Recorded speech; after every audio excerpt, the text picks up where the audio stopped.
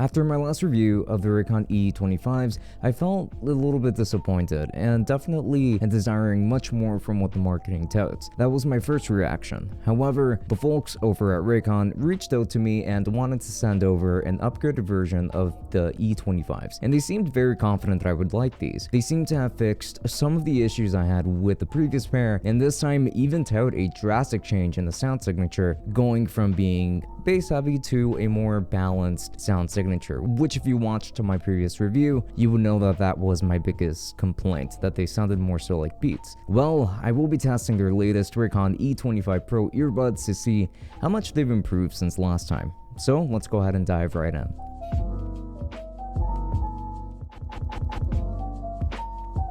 Before we continue, I just wanted to remind you that we have a Twitch channel where we stream every Friday and Saturday from 8 p.m. and to 10 p.m. Eastern time, so why not go ahead and drop a follow? And also don't forget to follow us on Twitter and Instagram, and also make sure to check out the merch store. There's plenty of black and white sweetness to choose from up there, so go ahead and check that out. And then make sure to take a look at the podcast as well, as the podcast always goes live every Wednesday and Sunday. And with that said, enough rambling, let us get straight into the video. And let's begin with an unboxing. It's going to be nearly identical to the unboxing of the E25s, but that's okay because the unboxing experience is always a nice one here. Just open up the magnetic lid to find a container which holds some documentation and a sticker. Then underneath that, you will find the Raycon E25 Pros sitting right on top, and you can pick them up to check out the inside of the case and find the actual earbuds. And then you can just put them aside to look at the accessories like the lanyard and the USB-C cable for charging and a bunch of ear tips of different sizes.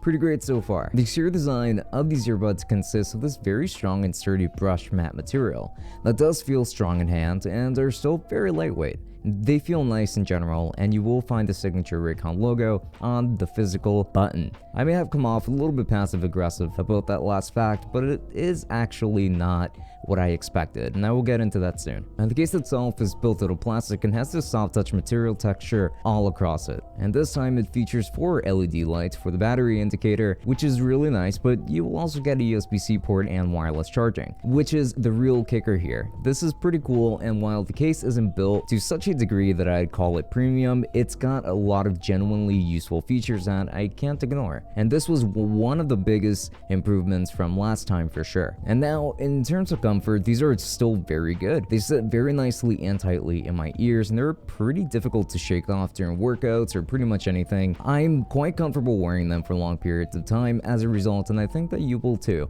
They nailed the comfort factor and fit for me here for sure.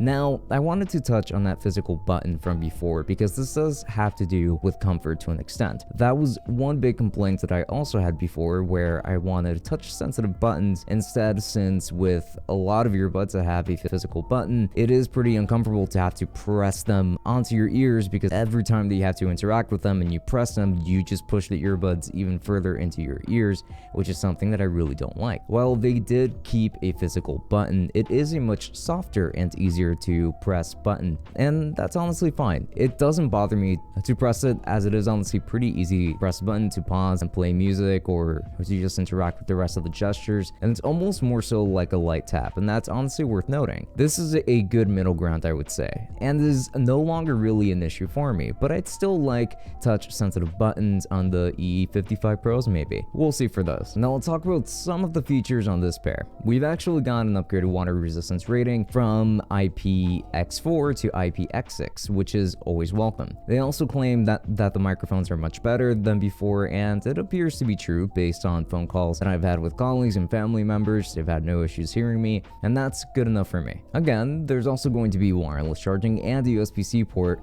for charging, which is another great improvement here, just as I mentioned earlier. And now let's go ahead and talk about the sound quality. This is the most important part of this review, and the one where I'm going to be the most critical. I will start with the good things here. One thing that does contribute to your overall listening experience, or just your experience of wearing these on the regular and going outside and things like that, is the very good passive noise isolation that you do get from these earbuds, which is seriously some of the best in the business. I can hardly hear a single thing even when my music is paused. I love that.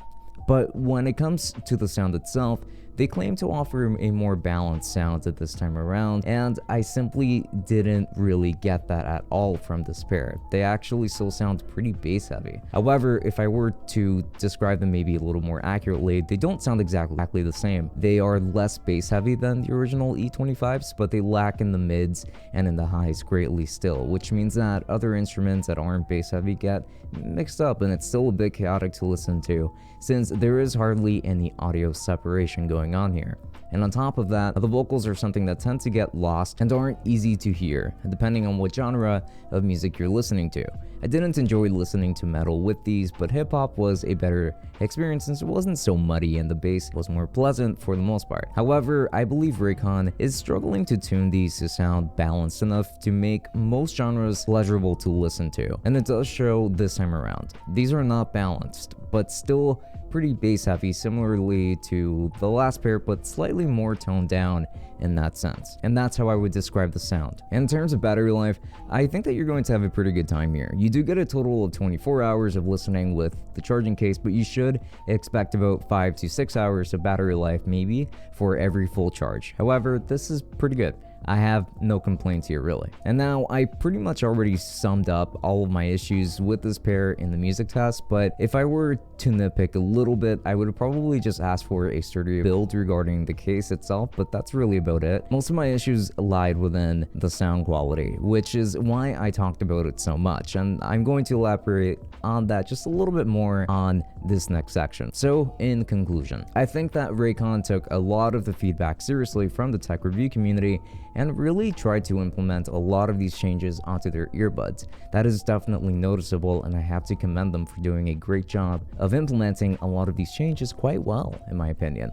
I mean, now we get a USB-C port, wireless charging, an even more comfortable pair, and better gesture controls through a softer button, which I'm going to call the middle ground button, and battery life is still great with pretty fantastic passive noise isolation, so there isn't too much to complain about when it comes to everything else. However, because of the sound quality, I struggle to recommend these to people who want a good listening experience, especially with music. I wouldn't consider myself an audiophile by any means, but I think Raycon has come a lot closer to the ideal pair of earbuds.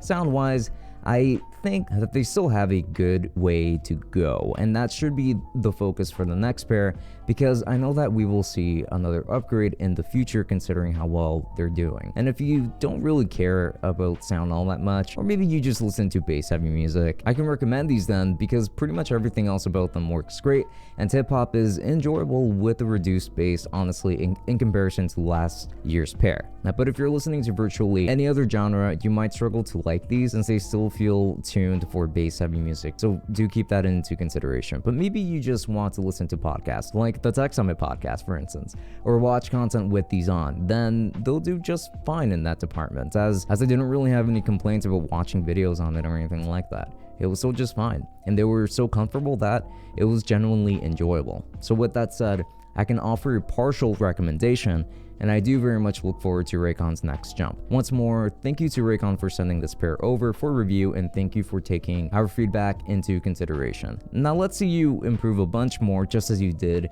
this time around. And if you're still interested in purchasing these earbuds, then I'll be making sure to leave a link to Raycon's website down in the description, where you should be able to purchase the Raycon E25 Pros. And with that said, this is not going to be an affiliate link by any means, as I not so subtly alluded to a little bit earlier. There is going to be the Tech Summit podcast, which I am going to recommend that you do stop by, and do make sure to subscribe and turn on notifications so that you don't miss any episodes. They go live on this channel every week for the time being, and we would love to see you there. So links to that are going to be down in the description. Don't forget that I stream on Twitch every Friday and Saturday from 8 p.m. to 10 p.m. Eastern time, so do make sure to stop by, and links to that down below, as well as links to my other social media stuff like my Instagram and my Twitter. But with that said, this has been Francisco from Tech Summit. Thank you so much for watching, and I will be seeing you all later. Enjoy.